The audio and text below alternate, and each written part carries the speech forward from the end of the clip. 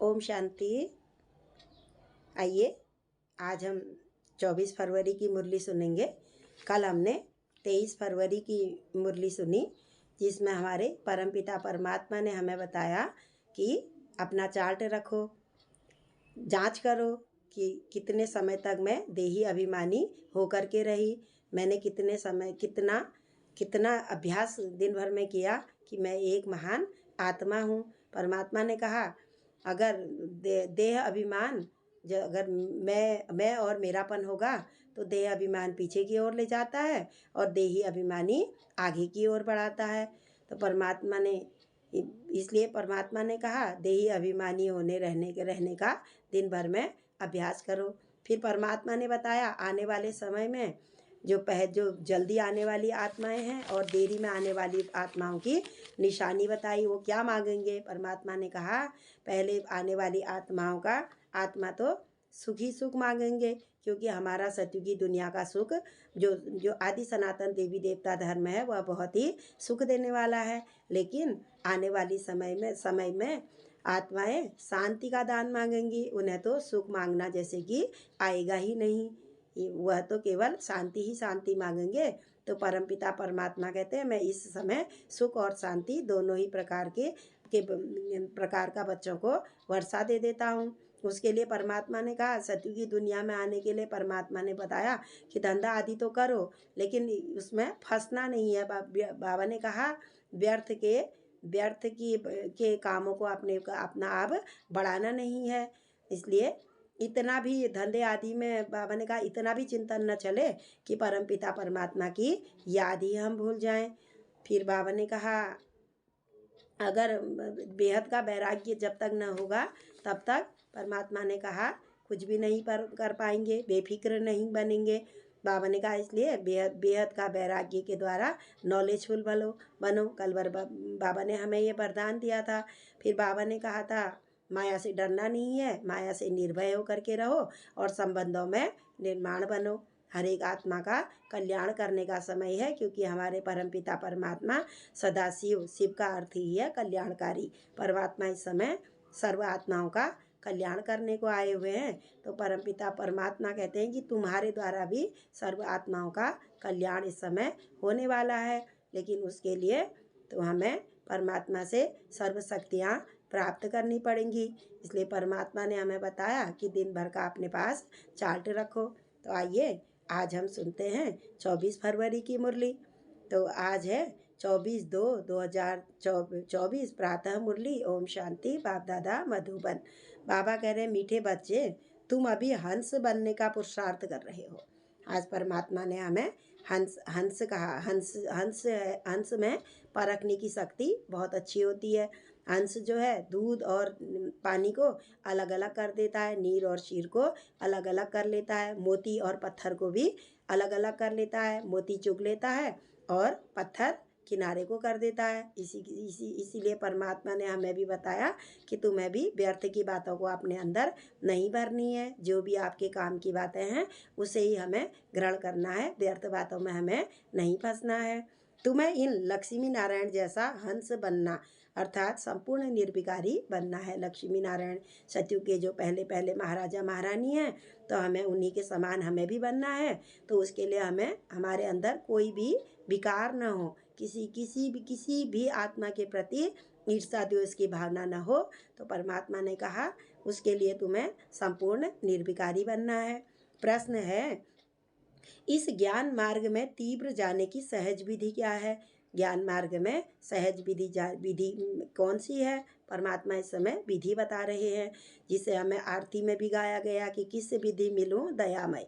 तो परमात्मा इस समय विधि बता रहे हैं। इस ज्ञान में तीखा जाना है, बहुत अच्छी ज्ञान की धारणा करनी है। ज्ञान अगर अंदर भरा होगा तो योग तो हो ही जाए, याद तो कर ही लेंगे। उसके लिए भी पहले ज्ञान चाहिए। ज्ञान और योग दोनों का ही परमात्मा कहते हैं बैलेंस होना चाहिए। तो और सब विचार छोड़ बाप की याद में लग जाओ तीखा जाने के लिए। और सारे उनको छोड़ के, व्यर्थ की बातों को छोड़ के बाबा ने कहा बाप की याद में लग जाओ। जिससे विकर्म विनाश हो जाए और पूरा कचरा निकल जाए। पूरा ही कचरा जो तुम्हारे अंदर विकारों का भरा हुआ है, ईर्ष्या, द्वेष, जलन, काम, क्रोध, लोभ, जो हमने अंदर भरे हुए हैं, 63 जन्मों के कड़े संस्कार हैं, परमात्मा ने कहा वह सब मेरी याद से निकल जाएंगे। याद की यात्रा ही ऊंच पद का आधार है। सतयुगी दुनिया में ऊंच पद पाने का आधार है परमपिता परमात्मा को हम लगातार याद करना। इससे तुम कौड़ी से हीरे जैसे बन जाओगे। परमात्मा ने बताया कि इस समय तुम कौड़ी जैसे बन गए हो और फिर तुम हीरे जैसे बन जाओगे। पतित से पावन बनने के, बाबा ने कहा पतित से पावन बनाने की इसके बगैर बाप भी रह नहीं सकते हैं। परमात्मा इस समय आए ही हुए हैं। परमात्मा कहते हैं मेरा भी इस समय कर्तव्य चला हुआ है, मैं आया ही हुआ हूँ पतितों को पावन बनाने के लिए। कौड़ी से कौड़ी जैसे मनुष्य को हीरे जैसा बनाने के लिए परमात्मा कहते हैं मैं इस समय आया हुआ हूँ। इसलिए परमात्मा ने विधि बताई कि मुझको मामेकम याद करो। तो पूरी मुरली से परमात्मा हमें रोज जो कार्य देते हैं धारण करने के लिए मुख्य सार है, इस कयामत के समय पुरानी दुनिया से बेहद का संन्यास करना है। परमात्मा कहते हैं इस समय सबकी कयामत का समय है, सबने जाना है इस समय। तो परमात्मा ने कहा उसके लिए हमें बेहद का संन्यास करना है। एक की भी हमें याद न सताए उस समय। अंत का समय में परमात्मा ने बताया कि अंत के समय में एक की भी याद न रहे।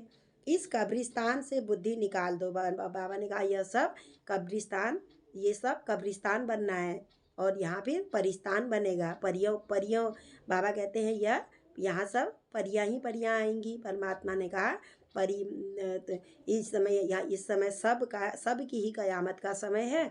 कब्रिस्तान को परमात्मा इस समय परिस्तान बना रहे हैं। सत्युग का एक नाम परिस्तान भी है जहाँ परियां रहती हैं।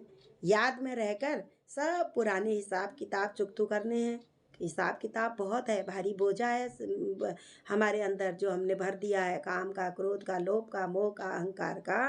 परमात्मा ने कहा एक ही विधि है कि तुम मुझे अपना बच्चा समझकर, नहीं सॉरी, मुझे अपना परमात्मा हमारे पिता हैं, हम उनके बच्चे हैं, तो मुझे परम पिता परमात्मा समझकर परमात्मा ने कहा मुझे लगातार याद करो।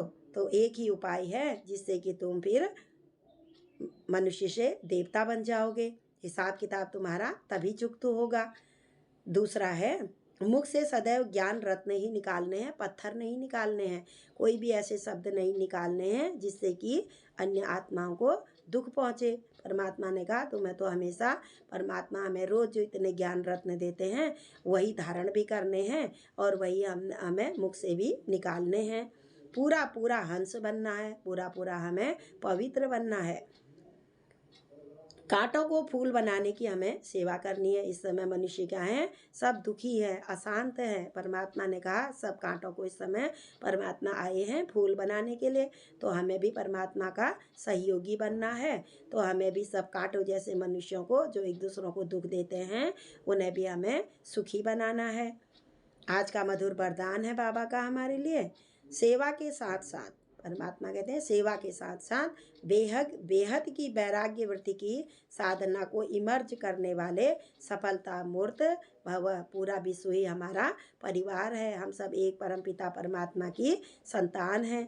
परमात्मा ने कहा सेवा में बेहद का वैराग्य भी होना चाहिए, हद का ही नहीं। साधु सन्यासी वगैरह होते हैं, हद का सन्यास करके जंगलों में जाके तपस्या करते हैं। परमात्मा ने हमें ये नहीं सिखाया। परमात्मा ने हमें प्रवृत्ति मार्ग सिखाया। घर गृहस्थ में रहते हुए भी कमल फूल के समान हमें पवित्र रहना है। घर गृहस्थी में जो भी जितने भी हमारे सदस्य हैं हमें तो हर एक के साथ बहुत ही प्यार से रहना है, क्योंकि सभी आत्मा है, सब अपना अपना पार्ट बजा रही है। सेवा से खुशी व शक्ति मिलती है, लेकिन सेवा में ही वैराग्य वृत्ति भी खत्म हो जाती है। इसलिए अपने अंदर वैराग्य वृत्ति को जगाओ। जैसे सेवा के प्लान को प्रैक्टिकल में इमर्ज करते हो तब सफलता मिलती है। जब हम सेवा में भी करते हैं तो उससे पहले प्रैक्टिकल में उसको इमर्ज कर लेते हैं कि ये सेवा करेंगे, इस तरीके से सेवा होगी। ऐसे अभी बेहद के वैराग्य वृत्ति को इमर्ज करो। पूरा विश्व ही परिवार है, न कि घर परिवार से परमात्मा कहते, घर ही परिवार से नहीं, बेहद का वैराग्य इमर्ज करो। चाहे कितनी भी साधन प्राप्त हो, लेकिन बेहद की वैराग्य वृत्ति की साधना मर्ज नहीं हो। साधन और साधना का बैलेंस हो, तब सफलता मूर्त बनेंगे। परमात्मा कहते हैं साधन है तो यूज करो, और नहीं है तो बाबा ने कहा परेशान मत हो। साधना में साधन न होने के कारण साधना, परमात्मा ने कहा साधना डिसबैलेंस न हो। साधना में कोई किसी भी प्रकार से परेशान नहीं होना है तो यूज करो, नहीं है तो परमात्मा कहते वैसे ही साधना करो। साधना परमात्मा को तो याद करना ही है, इसलिए बाबा ने कहा तभी तभी हम सफलता मूर्त बन पाएंगे। स्लोगन है, असंभव को संभव बनाना ही परमात्मा प्यार की निशानी है। परमात्मा कहते हैं ये संगम युग है ही असंभव को भी संभव बनाना। इस समय कोई भी कार्य ऐसा नहीं है जो कि तुम्हारे लिए असंभव है, क्योंकि हम परमपिता परमात्मा की संतान हैं। तो बाबा ने कहा सर्वशक्तियाँ तुम्हारे अंदर हैं, इसलिए जिस समय जिस शक्ति की ज़रूरत है उस शक्ति को इमर्ज करो और असंभव को संभव बनाओ। अच्छा, ओम शांति, ओम शांति, ओम शांति।